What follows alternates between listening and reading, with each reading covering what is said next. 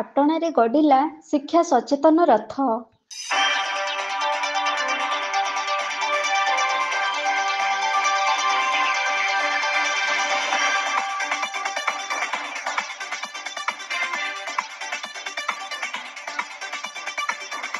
କେନ୍ଦୁଝର ଜିଲ୍ଲା ପାଟଣା ବ୍ଲକର 5ଟି ଗ୍ରାମ ପଞ୍ଚାୟତରେ ଗଡ଼ିଛି ଶିକ୍ଷା ସଚେତନ ରଥ।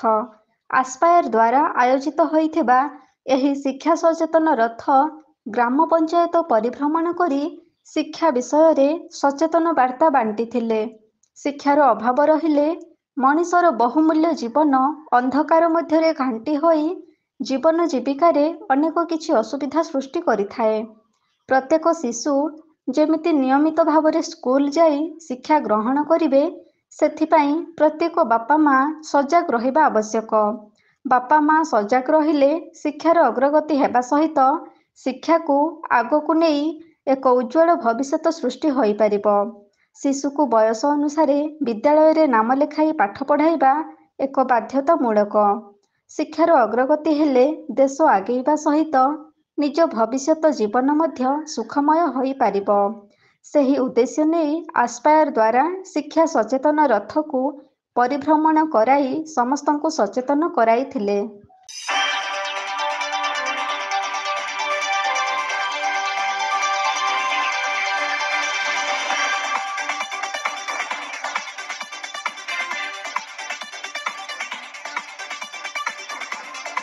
କେବଳ ଶିକ୍ଷା ପାଇଁ ଯେ ଏହି ଶିକ୍ଷା ସଚେତନ ରଥ ପରିଭ୍ରମଣ କରିଥିଲା ତାହା ନୁହଁ। ନିରୀହ ଶିଶୁମାନଙ୍କୁ କାମରେ ନିଯୁକ୍ତି କରାଇ ଶିଶୁ ଶ୍ରମିକ ତିଆରି କରିବାକୁ ସମ୍ପୂର୍ଣ୍ଣ ବନ୍ଦ କରିବା ଆବଶ୍ୟକ। ଆଜିର ଶିଶୁ କାଲିର ଭବିଷ୍ୟତ। ସେହି ଶିଶୁ ବଡ଼ ହୋଇ ଦେଶ ସେବାରେ ନିଜକୁ ନିୟୋଜିତ କରିବା ସହିତ ସମାଜକୁ ଏକ ଶୃଙ୍ଖଳିତ ଭାବରେ ଗଠନ କରିବାରେ ସହାୟକ ହେବ। ସେହି କୋମଳମତି ଶିଶୁମାନଙ୍କ ପ୍ରତି ସମସ୍ତଙ୍କ ଦାୟିତ୍ୱ ରହିଥିବାରୁ ସମାଜରେ ସମ୍ପୂର୍ଣ୍ଣ ଶିଶୁ ଶ୍ରମିକ ବନ୍ଦ କରିବା ପାଇଁ ସଚେତନ କରାଯାଇଥିଲା। ଶିକ୍ଷାର ଅଭାବରେ ବେଳେବେଳେ ମଣିଷ ଅନେକ କିଛି ଭୁଲ କାମ କରି ବସିଥାଏ। ଯେମିତି ବୟସ ନ ହୋଇ ଅଳ୍ପ ବୟସରେ ବାଲ୍ୟ ବିବାହ କରି ଜୀବନକୁ ବିପଦ ମୁହଁକୁ ଠେଲିଦେବା ଅତି ଦୁଃଖର ପରିସ୍ଥିତି ହୋଇଥାଏ। ତେଣୁ ବାଲ୍ୟ ବିବାହକୁ ମଧ୍ୟ ବନ୍ଦ କରିବା ପାଇଁ ସଚେତନ ରଥ ପରିଭ୍ରମଣର ମୁଖ୍ୟ ଉଦ୍ଦେଶ୍ୟ ରହିଥିଲା।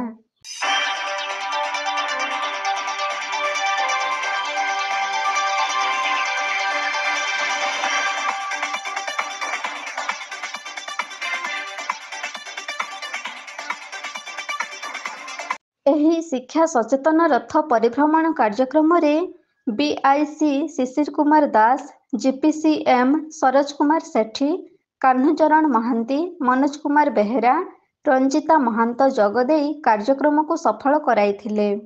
ଗ୍ରାମରେ ଶିକ୍ଷା ସଚେତନ ରଥ ପରିଭ୍ରମଣ କରିବା ବେଳେ ଗ୍ରାମର ମାଆମାନେ ସଚେତନ ରଥକୁ ଆଗ୍ରହ ସହକାରେ ବନ୍ଦାପନା କରିଥିଲେ।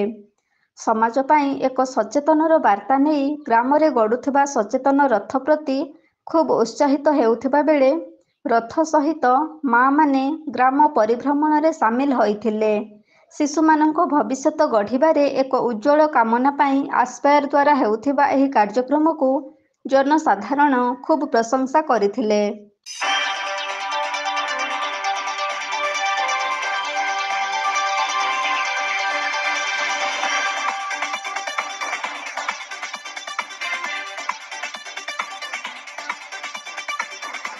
କେନ୍ଦୁଝର ପାଟଣାରୁ ବଳରାମ ସେଠୀଙ୍କ ରିପୋର୍ଟ, AB ନ୍ୟୁଜ।